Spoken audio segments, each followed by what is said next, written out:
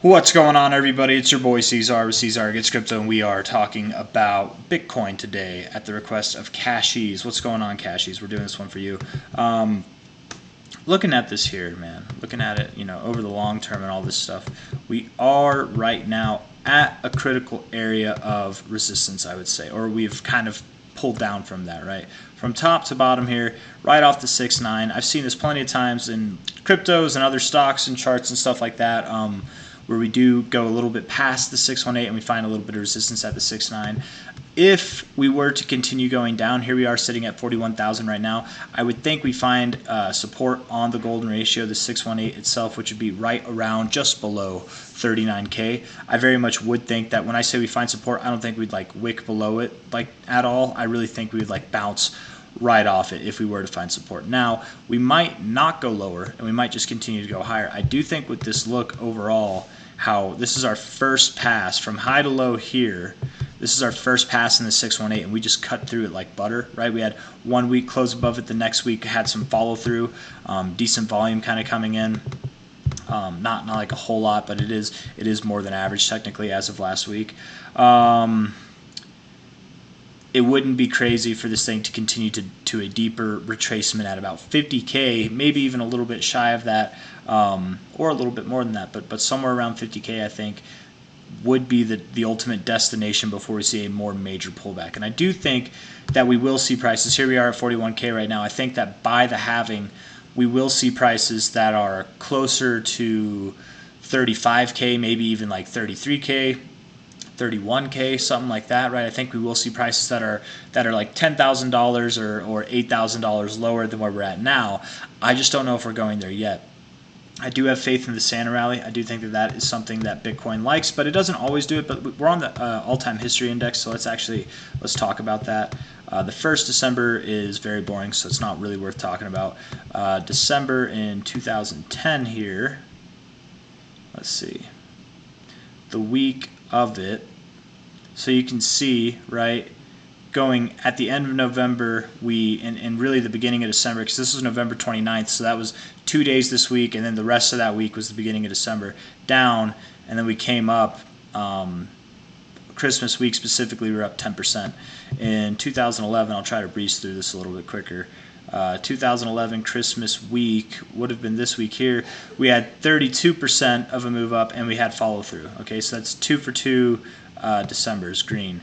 2012 really kind of boring, not really anything up or down, right? So we'll say 2 out of 3 are green, right? 2013, we saw a pretty sizable dump. We saw a 31% correction, or just from open to close. Really, what we saw from top to bottom, relative high to low, was a 63% correction. And overall, that kicked off our bear market. But going into Christmas week here, which was this week, we had a 16% move up and then a 24% move up. Overall, the Santa rally that year gave us a 118% growth, right? By the new year, or I guess by the end of the first week in January. So that's 3 out of 4 positive Santa rallies, right? And that was 2013. So let's go to 2014 here. This one is a -1, definitely -1. So that would be 3 out of 5, right? 3 out of 5. It's 2014? So now we do 2015. 2015. This would have been Christmas week here. Leading into it, we did pump, but the Santa rally itself, as far as like going around Christmas, it was kind of neutral, and then we ended up dumping afterwards, but consolidation more. So we'll say 3 out of 6 still there. 2016, we won't count that one as a Santa rally here. 2016, no doubt about it, definitely a Santa rally here. So that's 4 out of 7. 2017. It was this week here. Yeah, we had a little bit of a rally, didn't we? Going into Christmas and after Christmas, from low to high, we had a 58%. So that is 5 out of 8, I believe, if I'm remembering correctly. 5 out of 8 in 2017 there. 2018. And some of these that aren't included in this, out of the 5 out of 8 that are Santa rallies, they're not all bad, right? I think one has been bad. The other 2 were just like neutral kind of consolidations.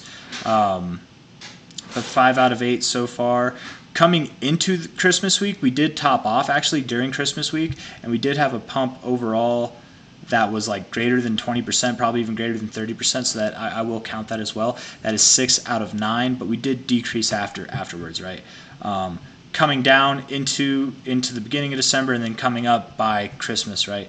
So was that 6 out of 9? 2019 here,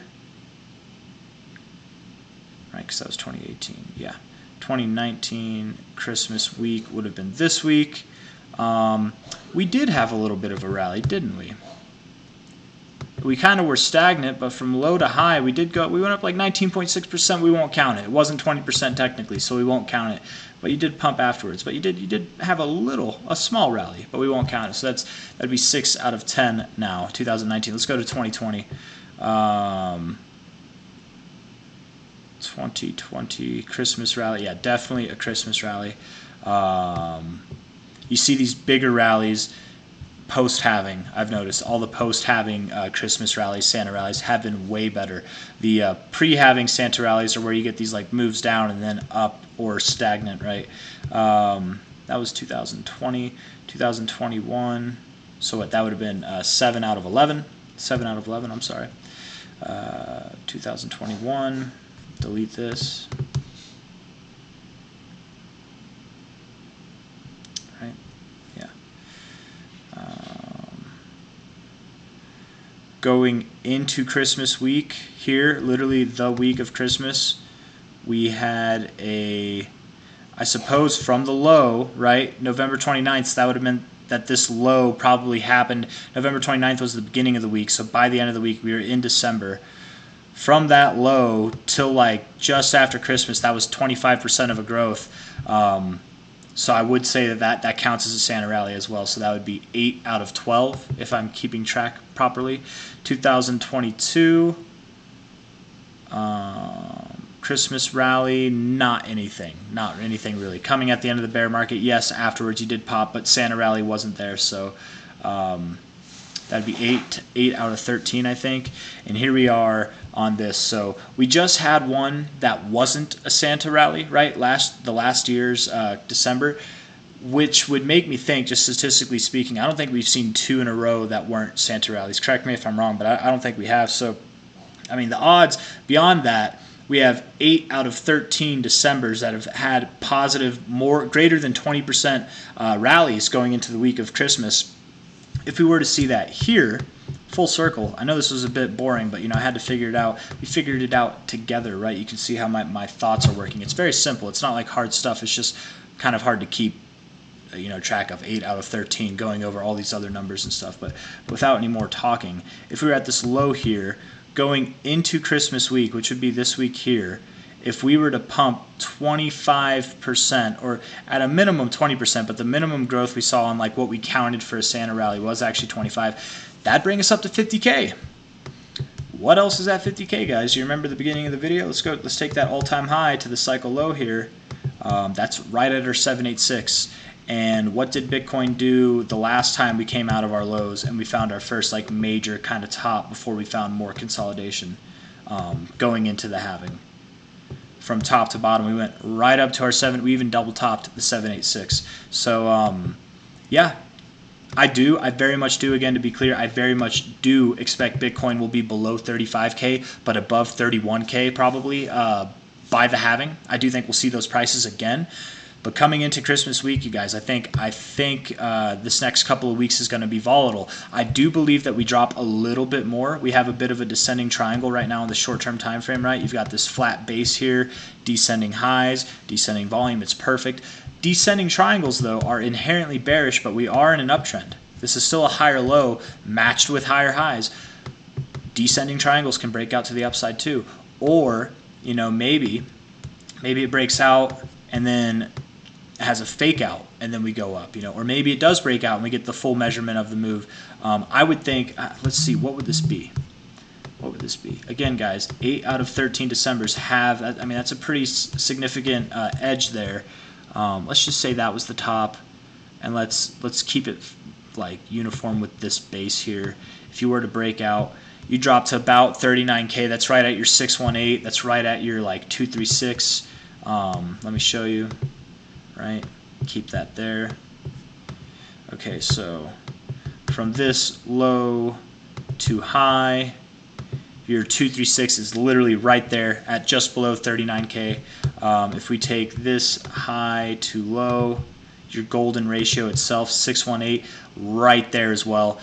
So if we were to break out to the downside, do the measure move of this descending triangle, I don't think it's going to be the end of the world at all. I think it would be the beginning of a lot of people starting to think that we're going to go a lot lower, and that would be the incentive that we would need for Bitcoin to really start taking off. And from this level, because if it went down here, right, I measured from this low, so if it went down here, that's still a 28% growth. We could absolutely see that going into the Christmas week.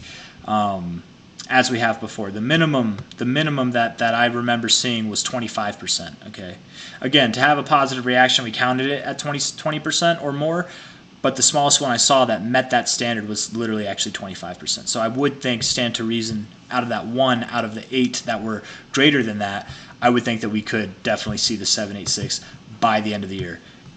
Don't be scared. Don't, if it drops down here, I definitely wouldn't recommend getting into leveraged positions. This is not the time, you guys. We are early in the cycle. You need to hold on to your money. If you want to do leveraged positions, I was talking to someone about this earlier, and not financial advice. I'm not a financial advisor, but if you want to do margin trading, you want to do options trading, whatever, use a very small amount of money. Let's say you have $10,000 in crypto. Let's say you have $1,000 in crypto. Use $100 or less in your margin trading. Don't, unless you are one of the few people in the world, very few people in the world, who have the discipline enough to take profits whenever they come, and also to time a trade properly, right? And then also know when to cut your losses before they become substantial, right? Having tight stop losses with stuff like that. That's where the proper timing comes in. Unless you're one of those people, don't mess with leverage trading. It seems beautiful, it seems fun, but man, here we are sitting at $41,000. I have price targets that take Bitcoin to 460K by the end of this cycle. Why leverage trade with something that can literally 10x your money if you just sit on it? Just sit on it. Or at least, even if it comes down here, it's going to, maybe you don't know, but it's likely going to go up 20%. You don't need to leverage trade, okay? I know it's addicting. I know it's fun. It seems like you're going to make quick money. But from what I've learned, guys, in my experience, the quickest way to make money in this game is to do it slowly, okay? The quickest way to lose money in this game is to do it quickly. Try to do it quickly. It's a very rare breed of people who can successfully day trade and margin trade regularly. And I think if you were looking for a long, wait till it gets down here and then maybe go long, again with a very small amount of money, and not a high, like anything above a 5x. 5x is like the max in my opinion. But not financial advice. This is just my personal opinion. Some people use 10x, 25x. They always get liquidated. I know there are big accounts that I watch and they talk about their trades that they're doing 25x or greater like leverage on. Very rarely do they work out in their favor, or very few of them actually do use that, in a way that is positive. But they don't do 25x leverage here at the bottom of a descending triangle. They would do it here at the measure move, like if they were to do that, right, with very tight stop losses. Again, I'm not recommending anybody. I'm just trying to, I know a lot of people are in leveraged positions right now, mainly in altcoins, not Bitcoin so much. But all that to say, I don't know if it's a good time to go long here. I definitely wouldn't sell.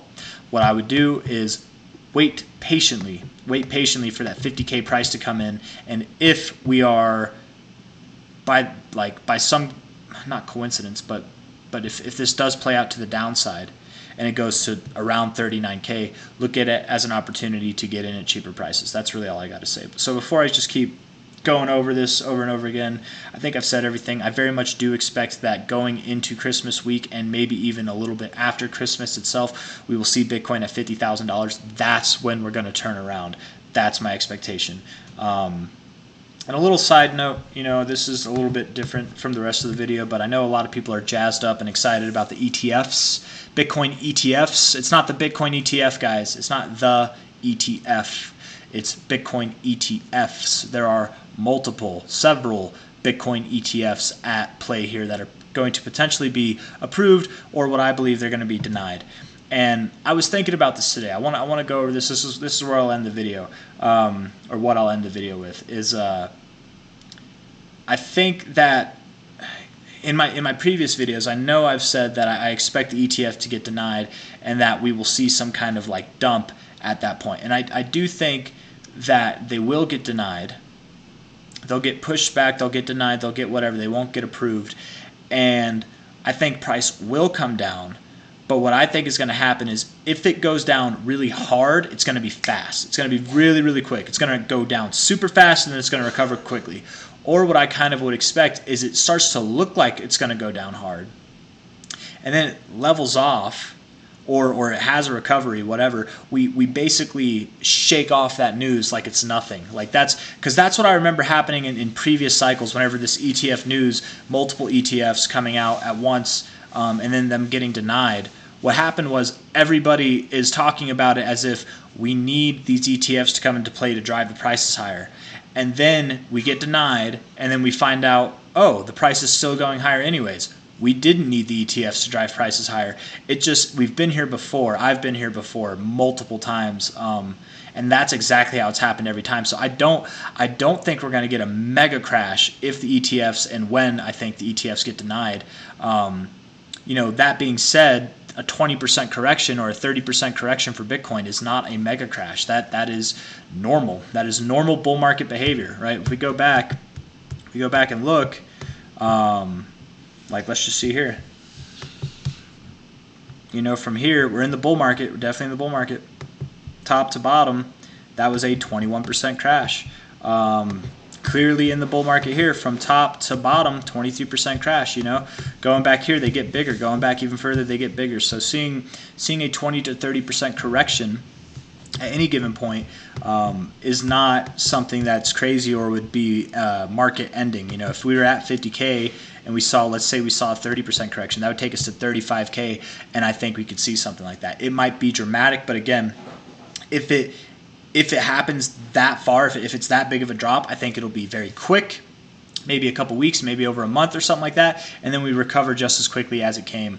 And I think that the drop itself, another thing, I think that we would start dropping the top. We would see most of the drop happen by the time that the negative news came out. Really, the negative news will probably come out at the time that we do bottom, is if things repeat themselves as they've done historically. But that's all I got. That's all I got for you guys. So if you like the video, hit that thumbs up. Subscribe if you'd like to see more. Maybe I'm wrong. Maybe the ETFs do get approved. But either way, watch them get approved and we still go down. You know what I mean? But I don't think they will. I think that we're not going to see an ETF being approved in 2024. It's probably going to be 2025. That to me would make a lot more sense. So everybody just seems to know that the ETFs are going to get approved. So I would be very, very surprised if it happened, but I can be wrong. And that's all I got. So yeah, hit that like button. Subscribe if you want to see more. I'm done blabbing on. Have a good night. Bye-bye.